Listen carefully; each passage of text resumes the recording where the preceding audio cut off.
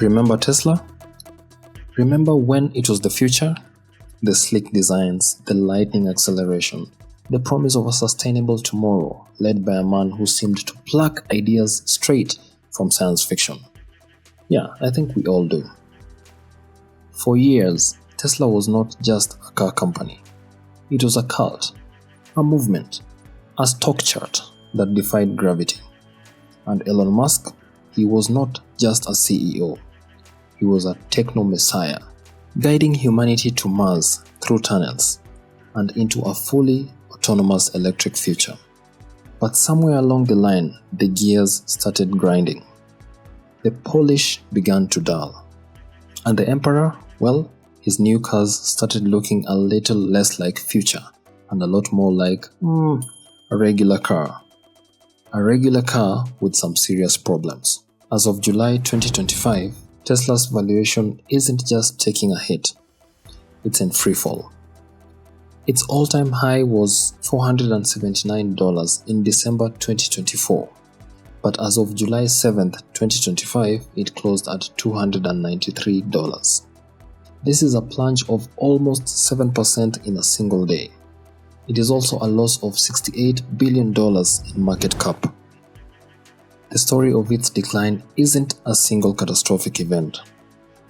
It's 1,000 paper cuts.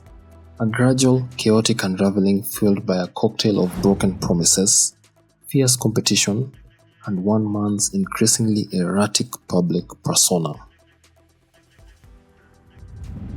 For a lot of years, Elon Musk was Tesla's biggest asset. His vision, his audacious pronouncements, his direct communication on X. It built brand loyalty.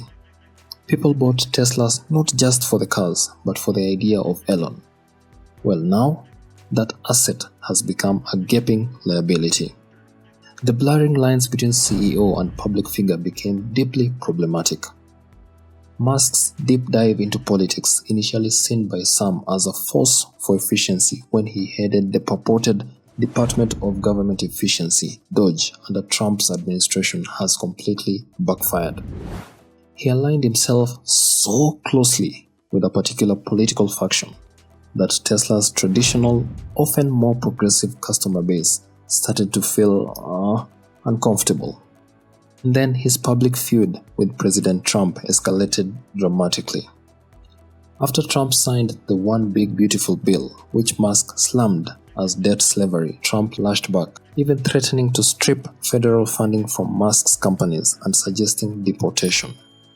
This culminated on July 5, 2025, when Musk announced the formation of his new political organization, the America Party on X, explicitly aimed to challenge the one-party system and unseat lawmakers who supported Trump's bill.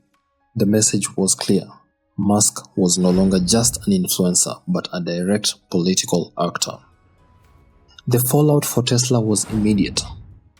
Investors, already wary of a CEO spreading himself thin, panicked.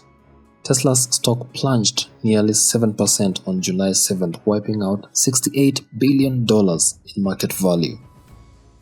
Various analysts suggested that Musk diving deeper into politics is exactly the opposite direction that Tesla's investors and shareholders want him to take during this crucial period. There were polls that showed a dramatic drop in Tesla's brand reputation. It fell 32 spots to number 95 in the 2025 Axios Harris Poll 100 survey. The Tesla takedown hashtag wasn't just noise, it was a symptom of a deeply alienated customer segment and a brand now synonymous with political division. The market hates uncertainty, and Elon Musk, by 2025, had become its walking embodiment, with his political whims now directly impacting Tesla's financial future. And beyond the political drama, Tesla's core product issues persisted. For a company that prided itself on disruptive manufacturing, Tesla had consistently struggled with basic automotive quality control. Paint imperfections here, misaligned panels there, low voltage electrical issues, and so on.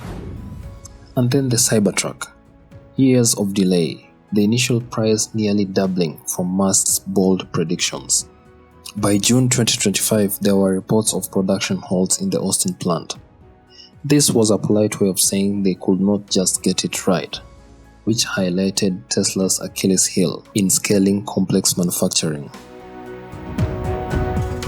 While Tesla was busy wrestling with these internal demons, a storm brewed from the east. The narrative that China copied and their cars were inferior, well, it's officially dead. BYD, which is a Chinese car manufacturing giant, surpassed Tesla in global sales volume in late 2023. For the full year of 2024, BYD delivered close to 1.76 million units against Tesla's 1.79 million units. But here's the kicker. BYD's expansion into Europe directly challenged Tesla's once dominant position. Then Xiaomi entered the chat.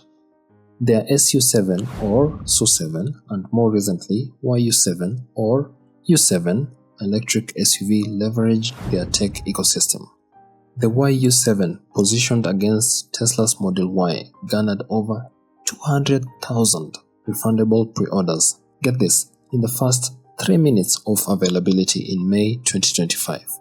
They reached 240,000 bookings within just 18 hours. The Chinese market, which was once Tesla's stronghold, immediately became its graveyard. Tesla's market share plummeted, dropping significantly in Europe by May 2025, with sales down over 30% in the first quarter. So, where does this leave Tesla in mid-2025? Clearly, it's a company struggling with production. It faces intense external competition, and it's a company bleeding market share. All the while, its CEO creates unprecedented political headwinds. The financials tell a stark story. In the first quarter of 2025, there was a 71% year-over-year decline in net profit. Deliveries were down 13% to 336,681 units in the first quarter. The stock, once a rocket ship, was down 38% from its December 2024 peak. The idea of Tesla has been eroded by missteps, distractions, and now direct political sabotage from its own leader. The future they promised, yes, it's being built, just not by them, and certainly not exclusively by the one man who once seemed to hold it all in his hands. The lessons are clear. Even the most innovative company needs solid execution. Even the most charismatic leader can become a catastrophic liability. And in the hyper-competitive world of EVs, the future belongs not to the first, but to the best and the most adaptable, and perhaps, just perhaps, the quietest.